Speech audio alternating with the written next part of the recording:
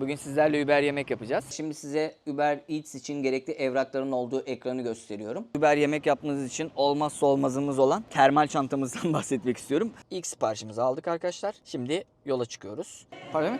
Yeah, I just try to tell people how to do Uber Eats. Esma olmayan iş teklifi aldım. Paylaşımı. Yani gelip burayı çekip paylaşabilir misin falan dedi. 3 çeşit market alışverişi var. 3 çeşit market alışverişi var. Hayır yine market. Yine market diyorum. 3 çeşit Uber sistemi var. Deli mi? Deli.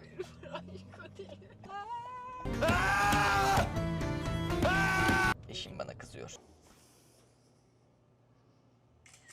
Buraya enjoy your food. Bir de küçük gülücük koyarsak delivered diye işaretliyoruz. Arkadaşlar merhaba. Bugün sizlerle Uber yemek yapacağız. Öncelikle Uber hesabı nasıl açılır, hangi evrakları yüklemeniz gerekiyor onları göstereceğim. Daha sonrasında da Uber'den sipariş geldiğinde nasıl teslim alıyoruz, nasıl yemeği koruyoruz ve nasıl yemeği bırakıyoruz bunları detaylı bir şekilde göstereceğim size. Arkadaşlar şimdi size Uber Eats için gerekli evrakların olduğu ekranı gösteriyorum. En alttaki background check kısmını tamamladım. Ya tamamladım derken her şey bitmedi. Uber'in anlaşmalı olduğu Triton adında bir firma var. Bu firma sizin mail adresinize bir mail yollayacak. Bu mail üzerindeki adımları tamamladıktan sonra bu firma her şey tamamsa Uber'e sizin background check'inizin onaylandığına dair bir bildirim veriyor. Uber de sizin background check'inizi onaylıyor. Onun haricinde yukarıdaki diğer 3 seçenekten en üstteki seçenek Proof of ID kısmına. Eğer varsa Kanada ehliyetinizin görüntüsünü yükleyebilirsiniz. Eğer yoksa Türk pasaportunuzun görüntüsünü yükleyebilirsiniz. Hemen altında Proof of Work Eligibility kısmı var. Bu da sizden work permit'inizi istiyor. Bunu büyük ihtimal ülkeye girerken border kısmından almışsınızdır. Border'dan aldığınız bu work permit'inizi ikinci kısma yüklüyoruz. Hemen altında profil fotoğrafı kısmı var. Burada Uber sizi profil fotoğrafı kısmına girdiğinizde sizi yönlendiriyor. Uber'in yönlendirmesine göre bir profil fotoğrafı çekiyorsunuz. Bunu almasındaki en büyük sebep Uber ara sıra siz Uber yemek veya yolcu taşımacılığı yapmaya, online olmaya çalıştığınızda sizden bir profil resmi çekmenizi istiyor. Buraya da onu tamamlıyorsunuz. Onun haricinde Triton'dan gelen bir mail olacak demiştim. O mail geldiğinde ben hemen yine şu kısımda tamamlanışını size gösteriyor olacağım. Detaylı bir şekilde görürsünüz. Onun da bilgisini vermiş olayım. Onun haricinde eğer ki Uber arabalı, yani bu Uber yemeği veya yolcu taşıma kısmını arabayla yapacaksanız onun için gerekli olan evrakları göstereceğim şimdi size kendi telefonumdan. Account kısmına giriyorum. Burada document kısmı var. Burada öncelikle en önemli şey zaten driver license'ınızın olması. Ama burada 3 çeşit license var. Yemek taşıyacaksınız G2, yolcu taşıyacaksınız G license'ınızın olması lazım. Bununla ilgili detaylı bir video çekeceğim zaten. Onun haricinde hemen altında PTC License Card diye bir kısım var. Sizin Toronto, Great Toronto Area denilen bir kısım var. Bu kısımdan yolcu taşıyabilmeniz için bu lisansı almanız gerekiyor. Aşağı linkini bırakırım. Oradan bir eğitim satın alıyorsunuz. O eğitimi satın aldıktan sonra aşamaları çok hızlı bir şekilde de geçebilirsiniz. İlla dersleri almak zorunda değilsiniz. En son kısımda bir sınav tarihi seçiyorsunuz. Sınav İngilizce olacak ama İngilizce olacak diye korkmayın. Telefonunuza Google Chrome uygulamasını indirirseniz sınava çünkü kendi telefonunuza gireceksiniz. Sınavı Türkçe şekline çevirebilirsiniz Translate kısmından. Sınav çok basit. Şu şekilde size izah edebilirim. Size şöyle sorular geliyor. Arabanıza siyahi biri bindi. Nasıl davranırsınız? Hakaret ederim. Arabamdan inmesini söylerim. Her yolcuya nasıl davranıyorsam öyle davranırım. Hani bu şekilde çok basit sorular geliyor. Onun haricinde aşağıda Smart Serve kısmı var. Videonun ilerleyen kısımlarında zaten bahsettim. Yine Uber yemekte ihtiyacınız olan çalışma izninizi istiyor. Hemen en altta da sizden araba bilgilerinizi istiyor. Burada insurance firmasından almış olduğunuz pembe kağıdı yüklüyorsunuz. Arabayı satın alırken almış olduğunuz safety sarı kağıdı yüklüyorsunuz ve arabanın ruhsatını yüklüyorsunuz. Bunlarla ilgili herhangi bir sorunuz varsa aşağı yorum olarak bırakabilirsiniz. Belki detaylı bir videoda çekerim bunun hakkında. Arkadaşlar size şimdi Uber yemek yapmanız için olmazsa olmazımız olan termal çantamızdan bahsetmek istiyorum. Şurada gördüğünüz ismi aklınızda tutabilirsiniz eğer Kanada'daysanız. Zumo'dan bisiklet kiralayıp o bisikletlerle Uber yemek yapabilirsiniz. Eğer ilk Kanada'ya geldiğinizde yapacak bir iş bulamazsanız, herhangi bir iş bulamazsanız size tavsiyem birkaç tane bisiklet firması var. Onların bilgilerini aşağı bırakırım. Oradan bakarsınız fiyatları kendi bütçenize uygun hangisi ise oradan kiralarsınız. Ben bu firmayı kullandım. Çünkü bu firmanın bisikletinde takip cihazı var ve bisiklet çalınsa bile kendileri takibini sürebiliyor bisikletin. Ve bisiklet elektrikli bisiklet. Elektriğini kapattığınız zaman bisiklet neredeyse hareket etmeyecek kadar ağır oluyor. O yüzden hırsızlar genelde bu firmanın bisikletlerini çalmaktan uzak duruyor. Ya size önerebileceğim en iyi firma bu. Bu çantanın özelliği yemekleri sıcak ve soğuk tutabilmesi. Yani gördüğünüz gibi bu şekilde içinde alüminyum folyo diyebilirim aslında. İzolasyonlu bir çanta. Yemekleri bunun içinde sıcak tutuyorlar. Yani bu çantanın önemini şöyle izah edeyim size. Eğer yani bunu şu şekilde yapan da var. Direkt Uber'den sipariş gelince yemek mağazasına gidip yemeği alıp elinde yemeği götürenler de var. Ama bu şu şekilde riskli. Siz yemeği götürene kadar o yemek soğuyabilir. Yemek soğursa müşteri size eksi puan verir. Eksi puan aldığınızda bu hesabınızın kısıtlanmasına kadar giden bir süreç. O yüzden ya size tavsiyem bisikletle Uber yapmaya başladığınızda ilk iş kendinize bir çanta bulun. Bisikletinizin illa elektrikli olmasına gerek yok. Normal bisikletle yapanlar da var. Arabayla yapıyorsanız da yine de bu tarz bir çantayı mutlaka yanınızda bulundurun. Çünkü yemeği almaya gittiğiniz bazı firmalar sizden özellikle termal çantanızı istiyor. Yani termal çantanızı yanınızda götürmeniz gerekiyor bazı firmalarda. Evet, termal çanta yoksa siparişi iptal edin. Aynen, termal çanta yoksa size yemeği vermiyorlar. Siparişinizi direkt iptal edebilirler. O yüzden mutlaka bu tarz bir çantayı elinizde bulundurun.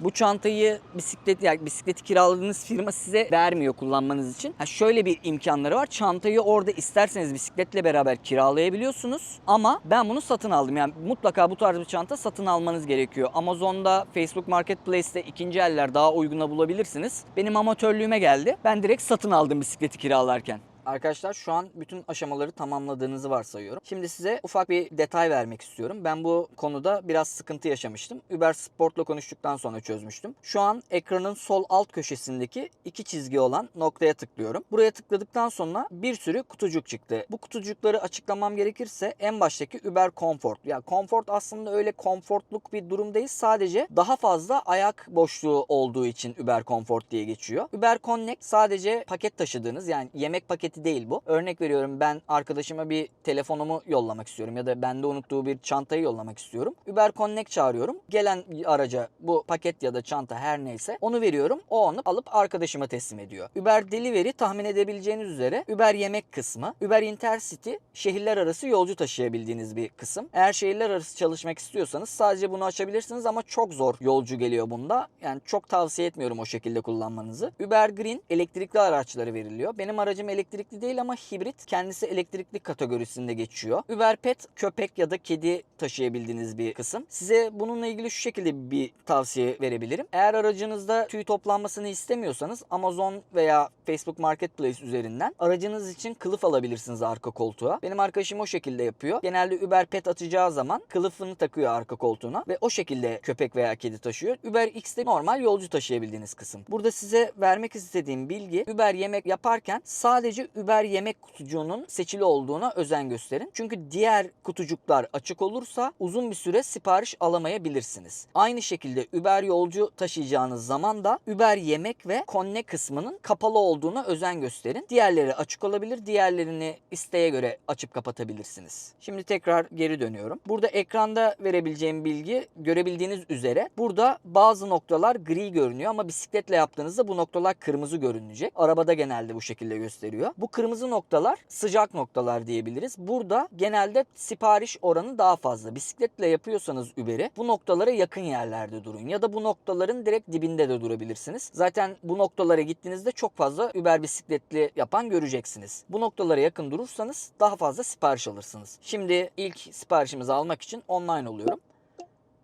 Umarım hızlı bir şekilde gelir. İlk siparişimizi de size gösteririm. Wendy's'in bir ufak karavan gibi bir şeyi var. Genelde insanlar buradan yemek söylüyor. Şurada Ghost Kitchen denilen bir şey var ama sanırım şu an kapalı. Bu Ghost Kitchen gibi yerlerde bazı yemek firmaları buraya izin veriyor. Bu firmalarda 2-3 farklı yemek firmasının yemeğini yapıyor. Örnek veriyorum, hamburgerci, tatlıcı ya da başka bir şey. Hepsi aynı yerde yapılıyor. Şu an kapalı ama. Evet, şu an geldi. 40 dakika sürecek, 13 kilometre. Normalde almam ama sadece görün diye şu an bu siparişi aldım. Bakalım bize verecek mi? Radardan geldi. Radar dediği de genelde araba kullanıyorsanız ya da başka birine de bu siparişi veriyorsa sizi eğer öncelikli değilseniz radara atıyor. Radardan beni bununla matchle diyorsunuz. Eğer kimse almazsa bu siparişi size geliyor. Umarım ilk siparişimizi alabiliriz. Size göstermek istiyorum çünkü şu an. Evet, sanırım aldık. İlk siparişimizi aldık arkadaşlar. Şimdi yola çıkıyoruz. Şu an arabayı eşim kullanıyor. Ben yanında prenses koltuğundayım. Şimdi ilk siparişimize doğru gidiyoruz. Arkadaşlar şu an bize ekstra sipariş ekledi. Onu da kabul ettim. Bakalım nasıl olacak. İlk gideceğimiz yer bir bar olduğu için büyük ihtimal size çok video çekemeyeceğim. İçeriye büyük ihtimal kamera almama izin vermeyecekler. Çünkü insanlar orada oturup eğlenip bir şeyler içiyor. O yüzden ilk girdiğim yeri gösteremeyeceğim ama umarım ikinci yer alkolsüz bir yerdir. Oradan aldığım siparişi size rahat rahat gösterebilirim. 13 kilometre gideceğiz.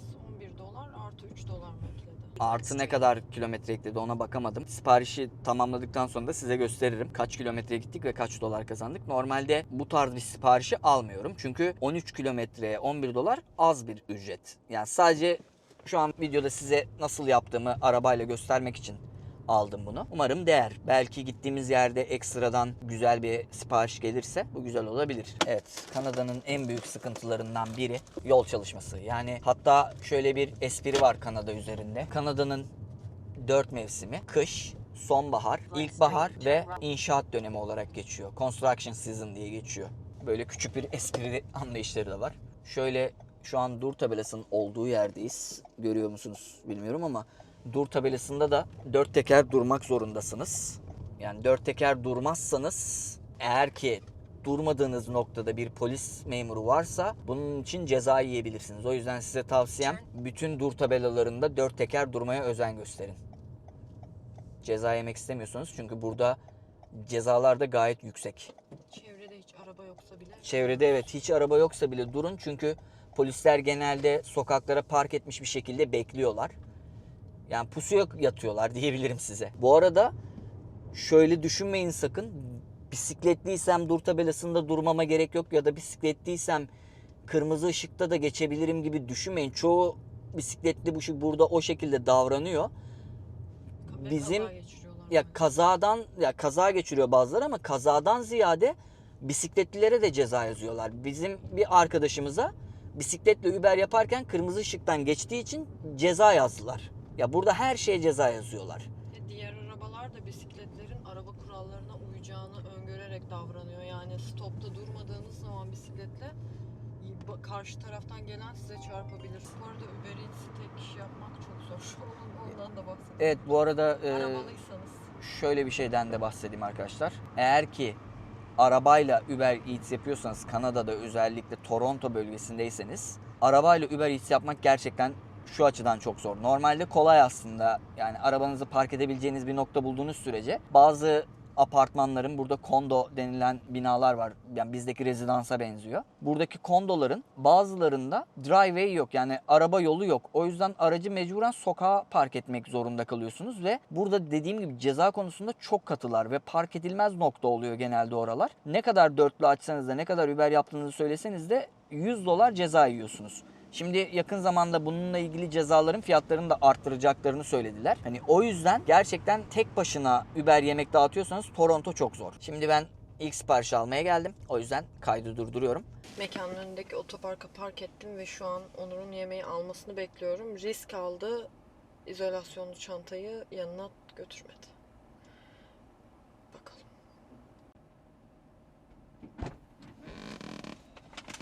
Arkadaşlar ilk sipariş biraz ağır. Komple bira söylemiş arkadaş evine. O yüzden bunu teslim ederken büyük ihtimal çekemeyeceğim. Biraz ağır. Otoyol yok değil mi? Highway var mı demesinin sebeplerinden biri burada 3 farklı ehliyet çeşidi var. Birincisi sadece yazılı sınava girip aldığınız G1 ehliyeti. Bununla da araba kullanabiliyorsunuz ama highwaylere asla gidemiyorsunuz ve gece 12 ile sabah 5 arasında araç kullanamıyorsunuz. Araç kullanırken de mutlaka yanınızda full lisans ehliyeti olan en az 3 yıllık deneyimi olan birisinin olması gerekiyor. G2 ehliyeti bu sınavdan sonra hemen girdiniz. Bizdeki acemi ehliyet gibi sanırım. Her şekilde araç kullanabiliyorsunuz. Highwaylerde Çok emin değilim. İnanın detaylı bilgi ehliyet videosu çektiğim zaman veririm. Full ehliyette de her yerde kullanabiliyorsunuz. Uber yolcu taşımak için de sizin ihtiyacınız olan G yani full ehliyet. Bunun için de ehliyet videosunda bahsederim nasıl full ehliyet alınıyor. Kanada'yı doyuruyoruz. Evet, Kanada'yı doyuruyoruz. Sloganımız. O biralar mı dağılıyor? Continue on Laird Drive for 800 Bir meters. baksana oradan şey oluyor mu, dağıldılar mı, düştüler mi? Sen kapatmadın mı çantayı? Ben çantaya koymadım ki onu. Aa, Bir şeyin üstüne koydum. göremiyorum şu an. Bakarız artık inince, yapacak bir şey yok. Gördüğünüz gibi böyle problemlerimiz var. Ne oldu? Sıkıntı yok. Okey. Dağıldım. Şoför Nebahat kullanıyor arabayı. Be, araba kullanırken parmakla çıtlatıyor. Üf be. Gerdin beni şu an. Prenses koltuğundayım ama ben şu an. Şöyle sokakları da size göstermek istiyorum. Normal şartlarda Halloween zamanı bu sokaklar cıvıl cıvıl oluyor. Yani cıvıl cıvıldan kastım ışıl ışıl oluyor. İnsanlar evlerinin kenarına ışıklı şeyler koyuyor. Halloween yani Cadılar Bayramı'na özel oyuncaklar ya da balonlar koyuyor. Çok güzel oluyor. Size Cadılar Bayramı geldiğinde de mahallemizde bir tur videosu çekeceğim. Mahallemizin ışıklı sokaklarını size yansıtacağım umarım. Yansıtmak mı? Size göstereceğim. İkimiz de bisikletli Uber yaptık.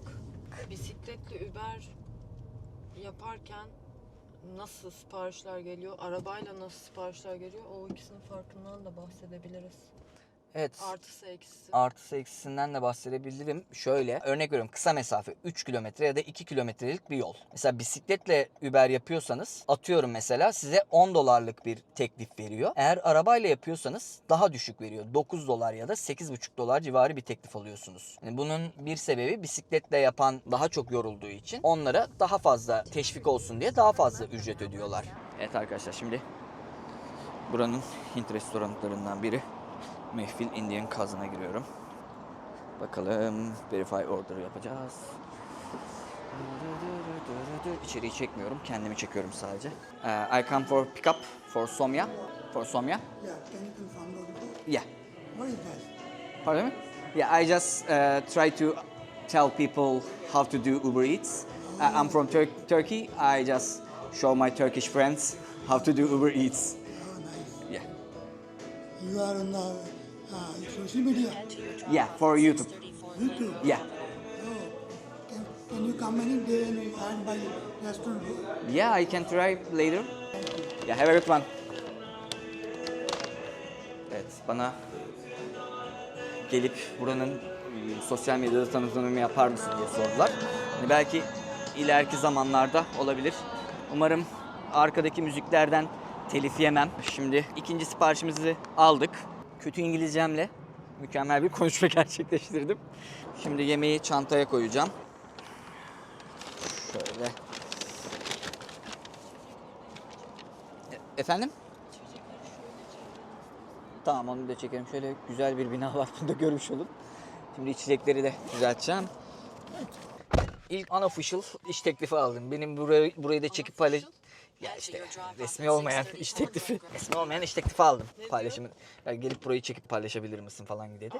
İlk siparişimiz hangisiymiş ona bakmak istiyorum. İlk olarak Hint restoranından aldığımız siparişi teslim edeceğiz. Evet, onları çok kontrol etmek lazım. Yanlış yere yanlış sipariş bırakılabiliyor böyle toplu 2-3 pakette. Şöyle bir şeyden bahsedelim arkadaşlar. Böyle 2 sipariş aldığınızda mutlaka siparişlerin şöyle ekran kaydında göstereceğim size. Şurada B4 23C yazan noktaya tıklayıp burada kodlar var. Genelde bu siparişlerin üzerinde kodlar da oluyor. Bazılarında kod yazmıyorlar. Müşterinin adını yazıyorlar. Birazdan paketleri alırken size o bölümleri de gösteririm. Özellikle bunlara çok dikkat edin. Çünkü yanlış yere bırakabilirsiniz. Ben ilk günümde hemen bu hatayı yaptım. 3 tane sipariş aynı anda almıştım. Yanlışlıkla son 2 siparişi karıştırdım. Bu gibi durumlarda panik yapmayın. Hemen Uber Sport'a yazabilirsiniz. Uber Sport size şunu söylüyor. Gidip paketi alabilir misiniz? Eğer paketi alamayacak bir konumdaysanız şöyle bir şey söylüyor. elinizde var olan paketi lütfen imha edin diyor. Önemli değil. Siz bizim değerli çalışanımızsınız diyor ama çok da buna kanmayın. Hatayı çok yaparsanız banlanırsınız. Evet, siz bizim değerli çalışanımızsınız diyorlar. Ama şu güzelliği var. Direkt hani hata yaptım deyip bilgi verirseniz sizden diğer sipariş eğer teslim edilmeyecek gibiyse ya da bazen sipariş çantadayken bisikletle yaparken özellikle burada yollar çok çukurlu ve çok sallanıyor. Siparişte eğer içecek varsa örnek veriyorum fast food zincirlerinden bir sipariş aldıysanız bunlar dökülebiliyor. Bu sipariş döküldüğünde bunu teslim ederseniz müşteri size gerçekten düşük puan veriyor ve bu sizin hesabınızın kapanmasına doğru gidebiliyor sürekli bu şekilde düşük puan alırsanız. Bu gibi durumlarda Uber Sport'la konuşup hani yemek teslim edilmeyecek halde olduğunu söylerseniz, yemeğin teslim edilmeyecek halde olduğunu size yemeği lütfen hani imha edin. Yani ya güvenli bir yerde işte yani çöpe atmanızı ya da isterseniz yemenizi söylüyorlar aslında. Hani genelde insanlar yenilecek durumdaysa yemeği kendileri yemeyi düşünüyorlar. Yenilmeyecek durumdaysa genelde çöpe atıyorlar yemeği. Yani genel Şunu sakın yapmayın. Gittiniz diyelim, paket alınmış. yani çalmış birisi. Yani birisi alıp çalmış. Sakın iptal etmeyin. Hemen Uber Sport'a paketi birisi almış diye yazarsanız Uber Sport'tan şunu talep edin. Bu paket alınmış. Ben buraya kadar bu paketi almak için geldim. Lütfen benim buraya geldiğim zamanı telafi edin diye bir şey yazarsanız size burada oraya gittiğinize dair 3 dolarlık bir ödeme yapıyorlar. Yani yolu karşılayan bir ödeme yapıyorlar. Aynen, sizin oraya gidip o siparişi almanızı karşılayan bir ödeme yapıyorlar. Sanırım şu an ilk siparişi house'a bırakacağız. Bakıyorum bir bilgi var mı? Please deliver to basement. The door is at the back of the house. En sevdiğimiz. Yani. House'a sipariş bırakma. Evet arkadaşlar, size bu siparişle ilgili şu şekilde bir bilgi vermek istiyorum. Ben daha önce Smart Serve denilen alkollü mekanlarda çalışabilmek için bir sertifika almıştım. Uber'de de bu sertifikanız varsa alkollü içecekler taşıyabiliyorsunuz. Bu sertifikam olduğu için ben şu an alkol taşıyorum. Alkollü içecek taşıdığım için bu siparişin şöyle bir özelliği var arkadaşlar. Şimdi ekranda size gösteriyorum. Şu aşağıda dakika ve kilometre yazan noktaya tıklıyorum. Burada siparişin detayları var. Şöyle bir durum var. Bakın aşağı doğru indiğimde check for sobriety, yani karşımdaki müşterinin ayık mı değil mi? Bunu öğrenmek istiyor Uber bizden. Eğer karşınızdaki müşteri ayık değil gibi hissediyorsanız siparişi teslim etmeyebilirsiniz. Burada sarhoş insanlara alkol servis edilmiyor ve alkol satılmıyor normal Yani şartlarda. herhangi bir bara gittiğinizde de eğer çok sarhoş olursanız size içki vermiyorlar. Evet, yani bu sertifikayı alırken sizden zaten belli başlı bir eğitim alıyorsunuz. Yani burada sarhoş bir insana servis yapmamanız lazım. Çünkü o insan eve dönerken bir kaza geçirirse, başına bir şey gelirse bundan siz sorumlusunuz. Yani sizin hakkınızda suç duyurusunda bulunabilirler. Yani diyelim ki gitti kaza yaptı, kolu kırıldı. Yani şunu diyebilir kolu kırılan arkadaş: ben sarhoştum, bana sarhoş olduğum halde servis yapıldı ve ben bu insanlar yüzünden kaza yaptım. O yüzden benim hastane masraflarımı bu insanın karşılamasını istiyorum diyebilirler. Ve buna hakları var. Bunu yapabiliyorlar. O yüzden hani eğer sipariş verirken ya da alkollü bir mekanda çalışıyorsanız karşınızdaki insanın sarhoş olup olmadığına özen gösterin. Evet, şimdi size göstermek istediğim, hani burada check for sobriety dediğinizde bakın orada verify ID diye bir seçenek daha var. Verify ID seçeneği de kişi size pasaportunu, sağlık kartını veya ehliyetini göstermek zorunda. Bunları göstermeden o insana bu paketi teslim edemiyorsunuz. Yani karşınızdaki insanın sipariş veren insan olması şart. Çünkü bazen ergenlik yaşındaki çocuklar ailelerinin kimliklerini kullanarak eve alkol siparişi verebiliyorlar. Yani bu gibi durumlara önlem olsun diye yapılmış. Şimdi son siparişimizi vereceğiz. Sonra bir tane daha Burger King'den sipariş aldım. Belki orada sipariş nasıl alınıyor onu da gösterebilirim. Ne diyor? Mitet doğru demiş. Mecbur kapıda buluşmak zorundayız. Çünkü kimliğini doğrulamam gerekiyor. Kimliğini doğrulamadan ben bu siparişi teslim edemiyorum maalesef. Böyle bir durumla karşılaşırsanız da aldığınız siparişi geri aldığınız restorana götürmek zorunda kalıyorsunuz. O da biraz insanın canını sıkabiliyor. Evet arkadaşlar. Sorunsuz muydu sipariş? Siparişimiz sorunsuzdu. Yani değil mi? sarhoş değildi arkadaş. Kimliği de verdiği siparişte yazan kimlikti. Direkt onayladı zaten Uber'de bu Ya gibi hiç durumda. bu kadar detaylara, bu risklere girmek istemiyorsanız tabii ki Smart Surf almazsınız. Yani bu gibi risklere girmek istemiyorsunuz. Smart Surf almayıp devam edebilirsiniz hayatınıza. Ama yani benim tavsiyem şöyle. Tavsiye değil aslında. Yani şöyle söyleyebilirim. Smart Surf'ünüz varsa size gelen sipariş oranı bir tık, çok değil ama bir tık artabiliyor. Yani normalde etrafta çok fazla Uber delivery yapan birisi varsa, örnek veriyorum bisikletle de olur, arabada da olur. Eğer ki o insanlarda Smart Serve yoksa sizin şansınız artıyor. Ekstra bir sipariş alabilme şansınız. Yani tavsiye ediyor muyum? Açıkçası yani çok büyük bir fark yaratmıyor ama yine de günde 3-4 tane fazladan sipariş atabilirsiniz. Şimdi gidip siparişimizi alalım.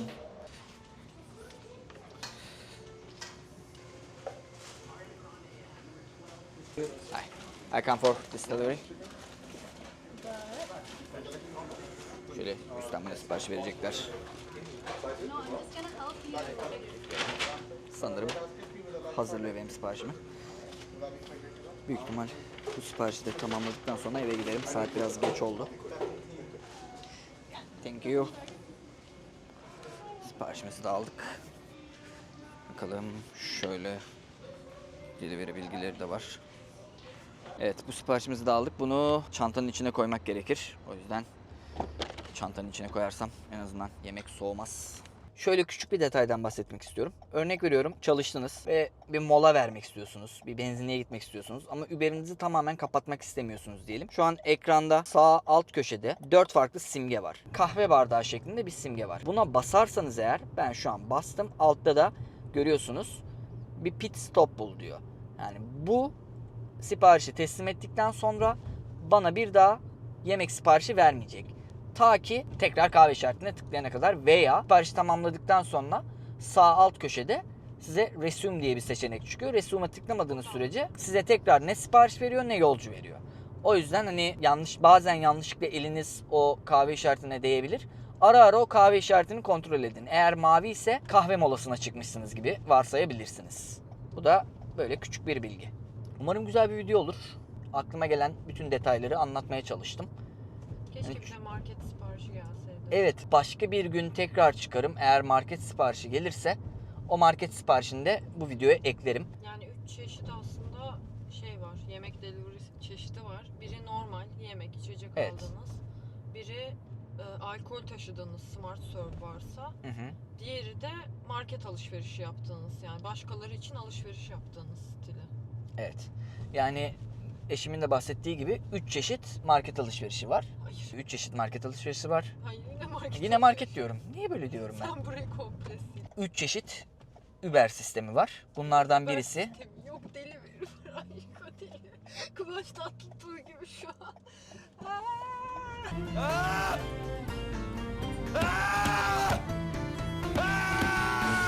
eşim bana kızıyor. Ucuyla gözümün ucuyla. 3 çeşit Uber delivery sistemi var. Bu sefer doğru söyledim. Şuradan dön. Dönebiliyorsan. Burada bir dönüş yok. Var var. Bak döndü. Burası bir ev değil mi? Aşkım aynı bina bu. Geri gel aşkım. İstersen. Geri gelemem, arkamda araba bekliyor. Arkanda araba mı bekliyor? Evet. Tamam. Arkandan araba niye burada bekliyor acaba? O da herhalde Uber delivery. Uber delivery mi? Bilmiyorum. Şimdi anlayacağız. Şimdi arkadaşlar şurada ekranda gördüğünüz bilgiler arasında leave at door demiş. Bir de buzzer numarası vermiş bize. Burada buzzer 1214.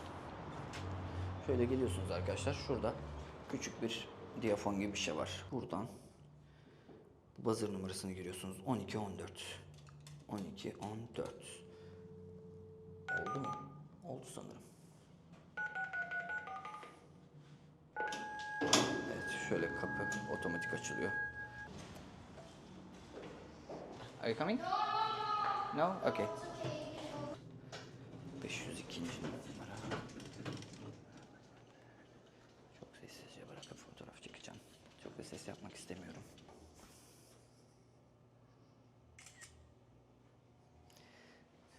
Evet. Şimdi burada ekrandan submit yapıyoruz. Buraya enjoy your food. Bir de küçük gülücük koyarsak delivered diye işaretliyoruz. Bunu yaptıktan sonra delivery tamamlanmış oluyor. Evet arkadaşlar. Nereden çıkacağız lan buradan? Herhalde 1 mi? B mi? 1'dir herhalde ya. Emin de olamadım ki ya. yazmıyor. Normalde yıldız işareti oluyor. Bir açılınca bakarım, eğer yanlışsa şey yaparım. Ekrandan da görüyoruz kaç para kazandığımızı. Çok da bir şey kazanmamışız bugün. Ya bugün çok saçma siparişler geldi. O yüzden aslında. Bakalım doğru yerde mi? Onu göreceğiz. Yes. Normalde asansörlerde çıkış bölümünde yıldız işareti oluyor. Örnek veriyorum, bazılarında birinci kat, bazılarında ikinci kat, bazılarında da G, yani ground level diye geçiyor. Bizdeki giriş gibi düşünebilirsiniz. Yıldız koyuyorlar ki hani binadan çıkarken daha rahat çıkın diye. Yoksa Şu an sipariş yok, kaç saatte kapatacağım. ne kadar Çok az yaptık. Yani bu aslında gerçekten başarısız bir Uber deneyimi. Sipariş detaylarına girelim. Tip processing diye yazıyor. Yani tip varsa mesela 5 dolarlık bir siparişmiş bu. 3 dolarını Uber vermiş. 2 dolar tip olarak gelecek. Şurada yazıyor. 1 saat içinde müşteri isterse tipini geri çekebiliyor. Buradan 2 dolar daha gelecek. Bu 14 dolarlık bir teslimatmış. 14 dolar almışız. Yani 1 saat 20 dakikada 19 dolar kazanmışız. Ama normalde ben çok uzun mesafeleri kabul etmiyorum. Kısa mesafeleri beklerseniz daha iyi olabilir bu. 11 dolar için 13 kilometreyi kabul etmezseniz daha fazla kazanırsınız ama 1,5 saatte 20 dolar kazanmış olur. Normal şartlarda saatiniz 20 dolara gelebilir. Öyle söyleyeyim size. Bugünkü Uber maceramız bu şekilde sonuçlanıyor. Umarım keyif almışsınızdır. Bizi izlediğiniz için teşekkürler. Kendinize iyi bakın.